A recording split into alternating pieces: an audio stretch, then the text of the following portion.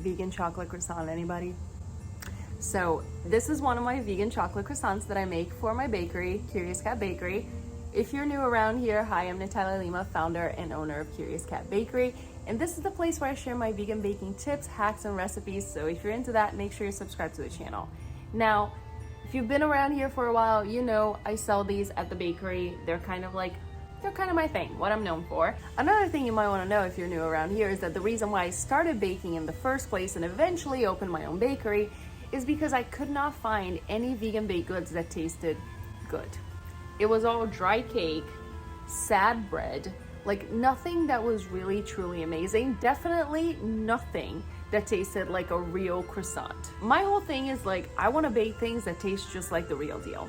But when I first started baking, that could not be farther from what I was making. And that was because I was making this one huge mistake that I feel like every vegan baker out there makes when they're just getting started. And that's what I want to talk about today. I want to talk about that mistake and how you can actually fix it so you can start making some things that taste good. What a novel idea. All right, so are you ready? Here's the mistake that every vegan baker makes when they're just getting started. Asking the wrong question. They're asking what when they should be asking why. Let me explain. What every vegan baker starts asking is what? What should I use to replace an egg, to replace the butter? For all of the things that I can't use in my bakes anymore. What is the best recipe for a vegan cake? For lemon bars, it doesn't matter. It's the wrong question. You're asking the wrong question. It's kind of like that really, and this is a really bad analogy to use as a vegan, but the whole, like if you give the man a fish, he'll have a meal for a day. If you teach the man how to fish, he'll like eat forever, whatever. I don't even know what the story is, but you know what I'm talking about. It's kind of like that. If I just Google what can I use as a replacement for an egg, I will replace the egg in this one recipe, and it may work, it might not work.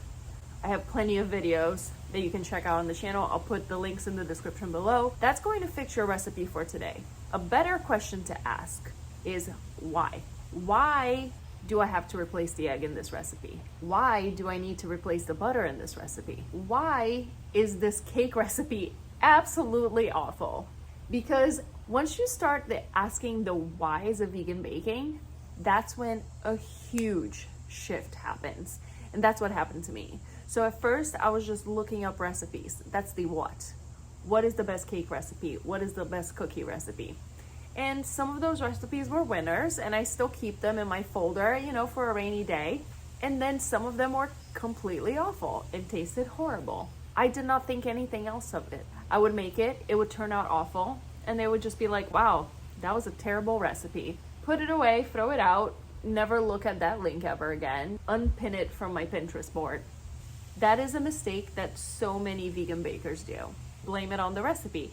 And maybe the recipe is to blame, but the way that you fix it is not just by looking for another what, is not just looking for another recipe, is by asking yourself, why didn't this work? And why would something else work better in a different recipe?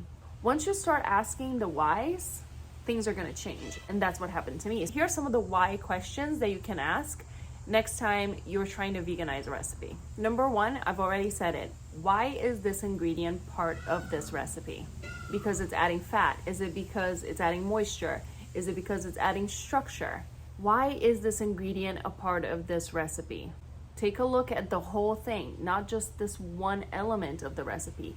See what kind of combination is it creating with the other ones to result in whatever recipe, in the cake or cookie or whatever it is that you're baking. Why is every ingredient in there? Why is butter important in this cookie recipe? Is it because it's part of the structure? Is it because it's adding fat? Okay, there are other ways to add fat. Look at the rest of the recipe. Is there any other ingredient that's adding fat to this recipe? No? Okay, then the butter is definitely it.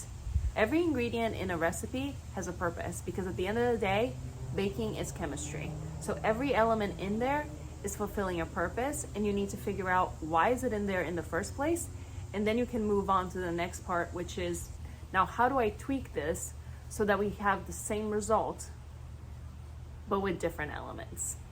That leads me to the second question you can ask, that's a why.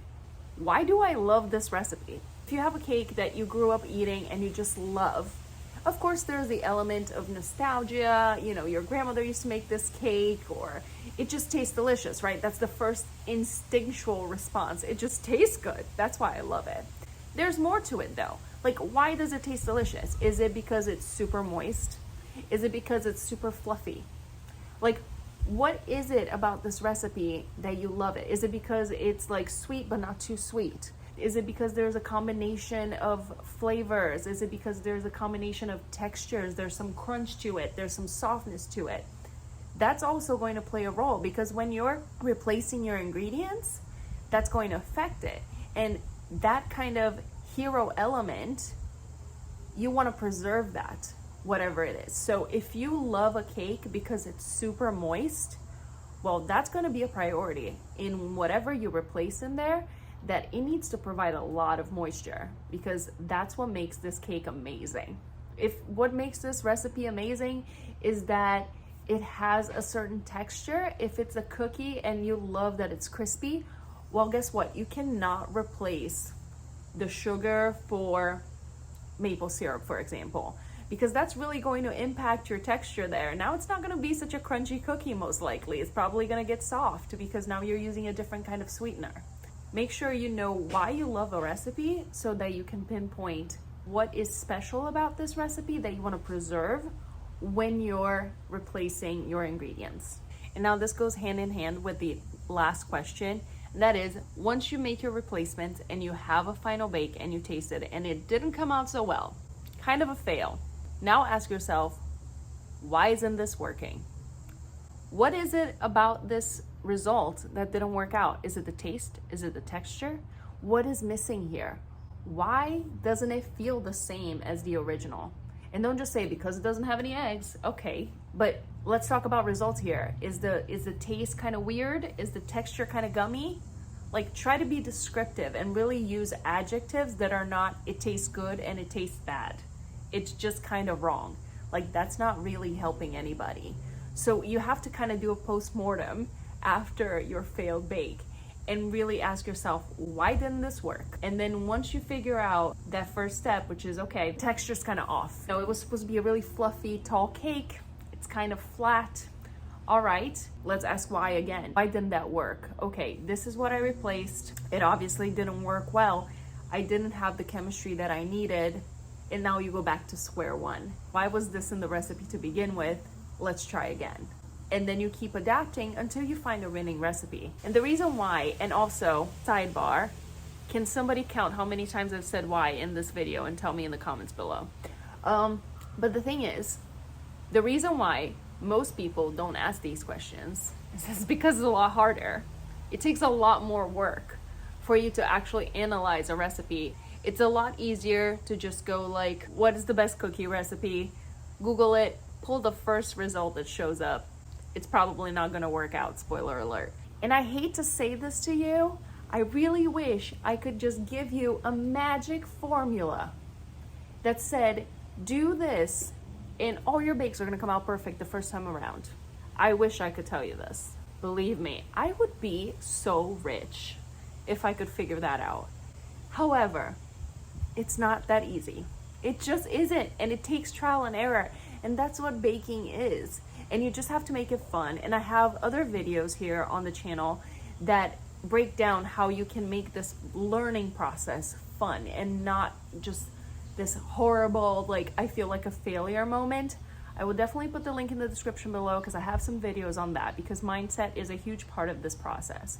But if you actually want it to come out well, if you actually want it to taste like the real deal, I'm sorry, like, there's no other way around it. The best way to do it is to ask yourself why and take a moment to really understand the recipe and what the purpose of every ingredient in there is. I really hope that you take away from this video that even asking for that magic formula is asking the wrong question. You're asking me, what is the magic formula to solve all my problems? There isn't one. Ask yourself why instead of what, and I guarantee you veganizing your bakes is gonna get so much easier, and you're gonna become a much better baker much faster. Are you with me? Let me know in the comments below if you can relate to this, if you've been through this, if you've done this with your recipes before. I'm dying to hear it. I have plenty more videos here on the channel on how you can become a better vegan baker. Talk to you guys here next week. Until then, stay curious.